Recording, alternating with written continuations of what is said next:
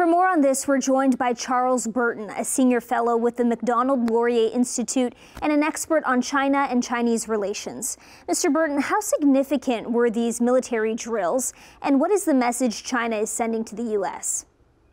Well, I think that the drills are very significant. They are the first time that the Chinese government has said that they are planning an encirclement of Taiwan and essentially an exercise to retake Taiwan and annex it into the mainland. In addition, I think we're seeing that the drills don't only concentrate on achieving Taiwan objectives, but also taking into consideration U.S. and Japanese and other military support that could come out in case of war. So they are significant. China has sent its aircraft carrier, the Shandong, off 400 nautical miles off the Taiwan coast. They've deployed 71 fighters, half of which have gone across the line separating China from the island of Taiwan. There's been confrontation in the seas between Taiwanese and Chinese ships along that imaginary line between the two territories. And the Japanese have had to deploy fighters as the Chinese exercise has been quite close to Okinawa.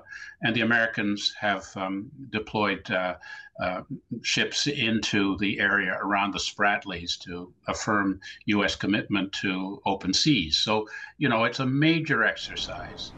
What is China's strategy for absorbing Taiwan into China? Well, certainly China has been trying its best to change public opinion in Taiwan towards support for Taiwan's annexing into the People's Republic of China.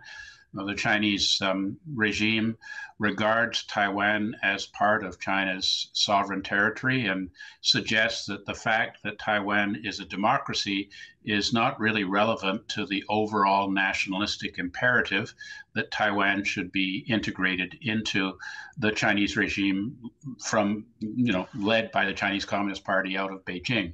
So they've done a lot of information programming, influence programming, various forms of attempting to subvert key opinion leaders in Taiwan to support China, and massive input into the Taiwanese media trying to change the agenda. Has Russia's attempt to annex Ukraine emboldened China's efforts around Taiwan, or the opposite? Are they being more cautious after seeing the Russians bogged down in war?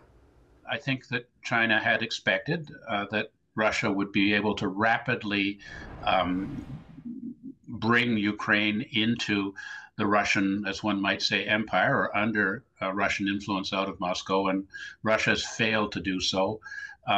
I think that the lack of really vigorous support by the West in defense of Ukraine, which has allowed this crisis to sustain for such a long time and with such enormous loss of life and property in Ukraine, does send a signal to China that if China was to take action on Taiwan, that it could be that the West will not be rising to the fore to engage in a world war between China and the U.S. and our allies.